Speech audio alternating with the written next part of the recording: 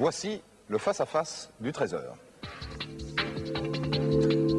Alors que se tient à Paris-Nord-Villepinte le Salon international de l'alimentation, le SIAL, peut-il y avoir des progrès en matière de cuisine? Les créateurs de nouveaux produits culinaires, de concept food, comme on le dira parfois dans le débat qui va suivre, et selon l'expression anglo-saxonne, font-ils encore de la cuisine ou est-ce que c'est seulement du marketing? Face à face, le journaliste gastronomique Jean-Paul Frétillet, bonjour, qui est le rédacteur en chef de l'émission Ça se bouffe pas, ça se mange, émission de Jean-Pierre Coff sur France Inter le samedi matin, et Édouard Malbois, bonjour. Bonjour. De la société Enivrance, qui est un créateur de nouvelles cuisines et donc de concept food, et il nous présentera, il en a quelques-uns sur la table, ces nouveaux produits dans un instant. Je voudrais, Monsieur Malbois, que vous nous présentiez quelques-uns des produits que votre bureau d'études, parce que vous êtes un bureau d'études qui invente la cuisine de demain, a mis au point. Allez-y pour deux ou trois produits, sans faire trop de pub et sans que ça soit trop long. Absolument. Et ensuite, Jean-Paul Frétillet nous dira s'il trouve que c'est de la cuisine. Voilà. En un mot, nous, ce qu'on propose, c'est des concept food, c'est-à-dire des aliments de demain qu'on a prototypés et développés avec des grands chefs. Et je vous présente par exemple une tablette de chocolat qui s'appelle Chocolat Vert et dont l'objectif est de dire que le chocolat est autre chose que sucre et dédiaboliser le chocolat en le ramenant à la nature qui le compose. On a travaillé sur un pain de mer, ce sont des prototypes. Nous travaillons à partir d'imaginaire avec cette idée de se dire comment est-ce qu'on peut fixer sur un quotidien de tous les jours la mer, tous les éléments. Ça s'est constitué de quoi? C'est constitué. D'écume, on est en train de travailler sur une farine d'algues qui sera en fait la rencontre la plus merveilleuse entre l'algue et la farine. Enfin, dernière chose, cette idée de venir porter le végétal, la nature sur des formats nouveaux, des formats de ville, des formats urbains. Et on a développé sur le modèle de la cuisse de poulet, la cuisse de nature. Mais il y a quoi dedans là? Alors ça c'est le prototype. Ouais. Mais on a développé avec un grand chef et on présente 100 pièces. Il y aura quoi dedans? Il y aura quoi dans cette Il y aura en fait tout un mélange de légumes allant de la carotte au poireau. C'est une façon très moderne d'accéder à des solutions industrielles nouvelles. Alors, vous avez entendu parler de format, de prototype, et vous avez vu ça? Il faudrait goûter, peut-être que c'est bon, j'en sais rien, parce que le but d'un aliment, c'est quand même que ça donne du plaisir. Moi, face à des produits comme ça, je suis un peu comme face à une œuvre d'art contemporain, je m'interroge, je me dis qu'est-ce que ça veut dire, ça suscite la curiosité. Maintenant, est-ce que pour paraphraser Briassa Abarin, ces produits feront autant pour le bonheur humain que la découverte des étoiles? J'en suis pas sûr. Moi, je crois que c'est bien d'inventer des nouveaux produits, mais ça sera encore mieux de défendre les produits qui existent et qui aujourd'hui sont en danger.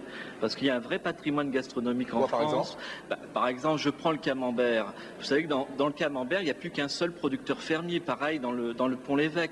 Cette semaine, je faisais une dégustation de produits toscans. Et j'avoue que j'étais un petit peu... Toscane. Toscane, oui. Et il y avait une diversité de produits de terroir. Et j'avoue que j'étais un peu déçu de me dire qu'aujourd'hui, il n'y a plus aucune région française qui est capable d'aligner une telle diversité de produits de terroir. Donc je pense qu'il faut que tous les Français et même les pouvoirs publics soient conscients que c'est un vrai combat, la défense des produits gastronomiques dans ce pays. Édouard Malbois. Juste une chose, nous sommes fondamentalement amoureux des terroirs et des vrais ingrédients. Simplement, on part du constat qu'aujourd'hui, l'industrie est au milieu du gué. Il faut absolument qu'on l'aide à innover et pas de vraies fausses innovations, c'est-à-dire des produits dont on critique les ingrédients et qui sont emballés dans des packagings toujours plus sophistiqués et qui ont de plus en plus de publicité. Nous, ce qu'on dit, c'est l'industrie, c'est notre mode de consommation actuel. Il faut l'aider à trouver des solutions pour... Vous ne contribuez pas à sauver le camembert, en l'occurrence. En l'occurrence, je pense qu'au contraire, je pense que quand on s'adresse à des PME normandes et autres, elles ont besoin aujourd'hui de réconcilier la tradition avec des jeunes, les faire monter à bord, que ce soit sur le camembert, que ce soit sur différentes traditions. Les nouveaux formats que l'industrie peut développer sont des formats qui parlent aux jeunes. C'est ça qui est intéressant. Enfin, avant d'inventer un nouveau camembert, ça serait bien qu'on puisse défendre le vrai camembert. Et puis, je suis pas sûr que c'est bien que ça existe, ces innovations, mais je suis pas sûr que ça soit ça qui va redonner aux gens le goût, l'envie de bien manger au quotidien, retrouver le plaisir de l'alimentation. Parce que finalement, c'est ça, manger. C'est juste de la nourriture, c'est ça que vous voulez dire? Je sais pas, faut goûter. Faut goûter. J'ai qu'une réponse, c'est que ces prototypes ont été développés par des grands chefs, 3 étoilés en Angleterre, Aston Blumenthal. Ça c'est encore. Et donc, je m'oppose contre ce. Quand on parle nourriture, on dit toujours les grands chefs. Non, la nourriture au quotidien, ce ne sont pas les grands chefs.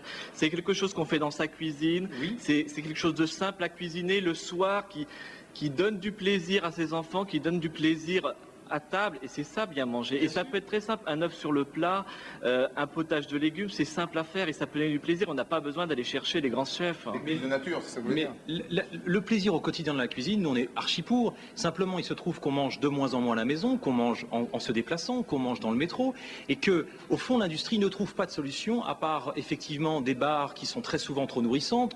On parle d'obésité. Nous, notre propos, c'est avec des grands chefs, donc dans le respect du goût et de la nature, d'essayer d'aider l'industrie. On ne va pas laisser l'industrie au milieu du guet sans solution.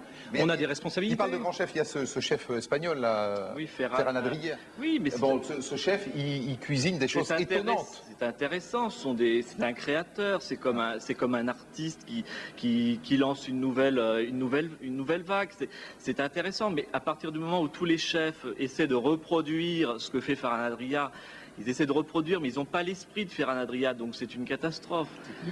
Nous, l'esprit, c'est pas de rentrer dans une polémique gastronomique sur quel est le grand chef, c'est aider l'industrie, trouver des solutions modernes pour qu'au fond, d'abord on pérennise des traditions, paradoxalement, sur des formats nouveaux, et puis surtout qu'on réconcilie nature et technologie, qu'on rapproche l'industrie de ses consommateurs, et qu'on aide. Aujourd'hui, on a un succès incroyable au Cial parce que l'industrie retrouve chez nous de vraies solutions pour l'aider. Très vite. Oui, très vite. si l'initiative d'Edouard Malvois contribue à réveiller l'encéphalogramme là de l'industrie agroalimentaire, ce sera déjà une bonne chose. Merci à tous les deux d'avoir accepté le débat. Vous ne vous en tirez pas comme ça, vous allez nous laisser un petit morceau de votre chocolat. Comment vous l'appelez ça? Chocolat vert. Chocolat vert. Celui-là, on peut le manger, c'est pas du plastique, donc on va le goûter.